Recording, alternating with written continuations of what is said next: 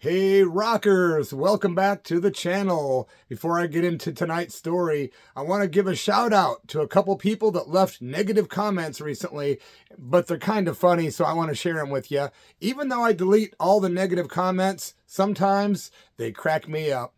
One guy said to me, "Hey man, the 70s are calling and they want their hair back."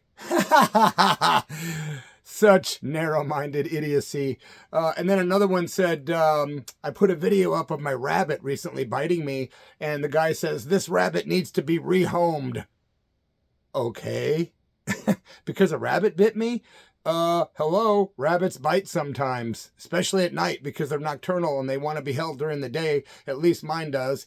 Never bites me during the day, but at night, yeah, quite often. So, we're getting back to the rock and roll. Thank you for those negative comments, and if they're funny, I'll share them. If they're not, I'll just, disregard them like most of the others. But I'm happy to say these days it's almost always positive, so thank you guys. Please subscribe to the channel, leave a thumbs up and a comment if you will. Tonight we're talking about the Blue Oyster Cult with Foghat. Yeah, man. Got to see both of these legendary bands, albeit not the original versions, but it was still a great concert and a great double bill that happened on September 11th, 2013 in Central Point, Oregon at the Lithia Motors Amphitheater. Really cool outdoor venue. It was summertime. Me and Sister Tracy were really looking forward to this show. We're big fans of Blue Oyster Cult and Foghat. And again, despite the fact that it's not the all original members, we still couldn't wait to hear these great tunes by these legendary rockers. Blue Oyster Cult, of course, an American rock band formed on Long Island, New York in 1967. Yeah. They've sold over 25 million records worldwide. Their fusion of hard rock with psychedelic and a penchant for the occult, the fantastical and tongue-in-cheek lyrics had a pretty profound influence on heavy metal music. Yeah. Their videos were in heavy rotation on MTV in its early days, of course. Originally called Soft White Underbelly, Blue Oyster Cult underwent a few different name changes before settling on Blue Oyster Cult back in 1971. Those guys have had a hell of a career, and they're definitely one of the more unique bands in rock and roll. And I tell you what, man, Foghat, I've seen them many, many times over the years, sometimes with most of the original members. But on this occasion, it was only one original member. But Foghat, of course, an English band that formed in London, England, 1971, best known for its 1975 hit Slow Ride. And of course, the band continues to perform today. I want to say shout out and rest in peace to the original Foghat crew. Lonesome Dave Peverett, the original, lead vocalist and rhythm guitar player of the band that we know and love. He passed away February 7th, 2000. Also, Rod Price, the lead guitar player and backing vocalist from the Foghat we know and love. He died March 22nd, 2005. And Craig McGregor, the bass player on that legendary Foghat live album and so many others. He died on February 9th, 2018. Foghat opened this show. We got there and we realized one thing. We weren't going to have good seats. As a matter of fact, we didn't have any seats. Nope, we had a little spot on the grass outside, and then when the band started, we walked up. We were kind of in the back of the crowd. It was a very packed crowd, by the way. Very enthusiastic crowd of rockers there to see these bands. It was a good time. Again, it was the summer, man. How can you go wrong seeing rock and roll in the summertime? This show actually opened late. Like there was some kind of power problem there, and they didn't open the gates until about 6 p.m. But when they opened the gates, Blue Oyster Cult were actually doing their sound check, and we got to hear an entire version of them playing. What song was it that they played, man? They did a whole, Harvest Moon. Yeah, Harvest Moon was the song they played, and that was cool getting to have a little bonus, despite the gates opening late. Foghat did open the show with Road Fever, great tune by that band. Then they did Home in My Hand, My Babe, which is a Righteous Brothers cover. They did Drivin' Wheel, great tune, man. Stone Blue, a Robert Johnson cover called Terrapin Blues. Then they did a killer drum solo. The drummer, of course, Roger Earl. The only original member of Foghat to this day is Roger Earl. And I remember in the Christmas of 1977, my favorite gift that year was a copy of the Foghat live album on vinyl. My mom used to get me the coolest records for Christmas every year. There would always be about 10 albums under the tree, and that's the one I wanted the most in the summer of 77 when I was 10 years old. Yep, I still hadn't discovered punk rock at age 10.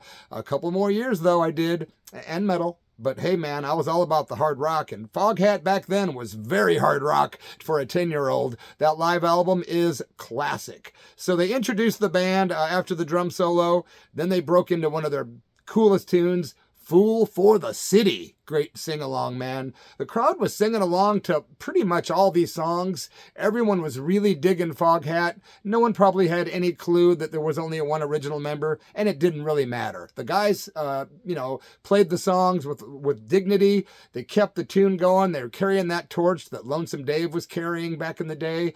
And then they did I Just Want to Make Love to You. God, what a great tune, man. Of course, that's an old blues classic, I believe. Yeah. And the guys had to close with Slow Ride, one of the best rock and roll songs on the planet Earth. Yep, Slow Ride, one of those tunes I would blast in my bedroom when I was a kid with my black lights and my strobe light on, pretending to be a DJ, which I later became on the radio. And I still am. Hey, man, Foghat rules, right? We used to get drunk and make fun of them, though, and call them hog fat. Instead of Foghat, we'd say hog fat. Yeah, but I loved me some Foghat. Absolutely, man. By the way, when we saw Foghat, Roger Earl was on the drums ever since 1971. They also had Brian Bassett on the lead guitar ever since 1999. Charlie Hoon was on the rhythm and lead vocals from 2000 to 2022. That guy was with them. And then a guy named Craig McGregor was on the bass guitar at the Foghat concert. Now, we couldn't wait for Blue Oyster Cult because I'd seen Foghat 2, 3, 4 times over the years, but Blue Oyster Cult, a whole nother animal. There was always whisperings in the rock world that these guys were satanic and all this dark stuff. I'm pretty sure it was all tongue-in-cheek, but one never knows, do they? Anyway, that night, the band consisted of 2 of the original members that we know from the classic lineup, and that's Eric Bloom on the lead vocals and rhythm guitar and keyboards and synthesizer. Also, Mr. Buck Dharma, legendary, super underrated guitar player, playing lead and vocals. The great Richie Castellano was on rhythm guitar and lead guitar and keyboards and vocals. Danny Miranda, legend, on bass and backing vocals, and Jules Rodino on drums and percussion. The guys kicked in. I'm not sure if this is the exact order of the songs, to be honest, but this is the set list. They did the Red and the Black. Then they did the Golden Age of Leather. What a great tune that is, man. The band played with killer energy, very professional. They did Burnin' For You. People were singing along like crazy during that one because that was a big MTV hit on video back in the days of early MTV, Burnin' For You. Quite often I was, smoking bongs and watching that video. They did Career of Evil next, okay? Buck Dharma looking cool as you-know-what, just super cool. Very cool. The guy can just rip on guitar, and he played a really badass guitar. I think it was actually a 40th anniversary Buck Dharma, some kind of special edition guitar that he was playing. I don't remember the name of it. They did a song called, I said Career of Evil. Then they did Shooting Shark. Then they did The Vigil. Then there started to be some problems. The bass guitar quit playing during the next song, which was called Black Blade. So when the bass went out, Richie Castellano attempted to add bass on the keyboards as he was adding keyboards. So, props to him for trying to pick up for his brother's bass who was gone. There was a lot of technical issues this night, but it did not prevent the show from being kick-ass. It really was. They did a tune called Then Came the Last Days of May. Very awesome tune. Once again, though, Buck Dharma's guitar, right in the middle of his guitar solo, it goes out. It's like, ugh. So they ended up fixing it, and that guy, being the professional that he is, picked up right where he left off on that solo. What a legend. And then the crowd went ape shit when they did the next song, including me. I went kind of ape crap myself. Godzilla, right? One of the coolest rock and roll tunes in American history. Up there with Slow Ride and Stairway to Heaven. But Godzilla rules, man. It really is. It's such a great song. I was just really getting into it, man. Everyone was singing along to that one, of course. A lot of people are very familiar with the song Godzilla. At the beginning, Buck Dharma says, "I think I hear something big coming this way now." And you can hear all these growling sounds over the PA system and stomping sounds. And then the song starts out the way it does, you know how Godzilla starts. And just the hairs on the back of my neck were standing up, man. I felt like Godzilla was literally, well, maybe Bigfoot was around the corner. Who knows? But that was so good, man. It was so freaking good. At some point, too, when they were playing that song, or maybe it was Don't Fear the Reaper. I think Don't Fear the Reaper is when Buck's guitar might have went out again. It did actually quit for good. And once it quit for good, he actually finished the song using one of Richie's guitars. It was magical, despite the technical problems, man. But I got to tell you, man, during Don't Fear the Reaper, which is one of my favorite songs ever, I mean, that is such a classic rock hit, but man, whenever I hear it, I always feel special about that. Those lyrics, man, Romeo and Juliet are forever in eternity. Just beautiful lyrics. But every time I hear Don't Fear the Reaper, I think of one thing. You know what I'm going to say, right? Will Ferrell, Saturday Night Live, more cowbell. Every time I hear Don't Fear the Reaper, I picture Will Ferrell in my head. I'm like, oh my God. But yeah, what a killer tune, man. It was really great hearing this stuff live. There was no encore, you know, for either band because the show was running late, so that pushed everything back. So unfortunately, there was no encore from Buck Dharma and the boys, but during Don't Fear the Reaper, they introduced their bass player, right? And they were talking about how he had quit the band previously and he ended up hooking up with Meatloaf. So then they break into some, I think it was Paradise by the Dashboard Lights riff for a minute.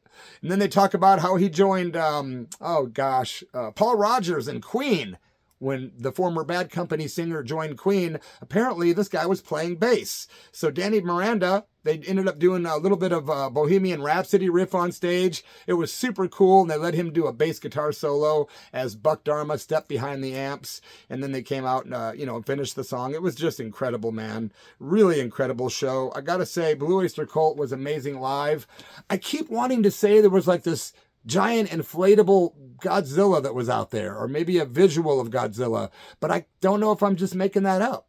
So I went around and looked on YouTube trying to find, these songs from that 2013 tour, but I saw nothing with any inflatable Godzilla. Maybe I'm just mental. I don't know, man. Well, I mean, I know I'm half off the wall, but maybe there was no inflatable Godzilla, but how weird that I thought there was. Anyway, that does kind of wrap up this story. Nothing too ornate, nothing too crazy. It didn't get to meet the band or anything, but it's just another one of those great rock and roll experiences that I thought I would share with any of you out there that might be fans of Foghat and the Blue Oyster Cult.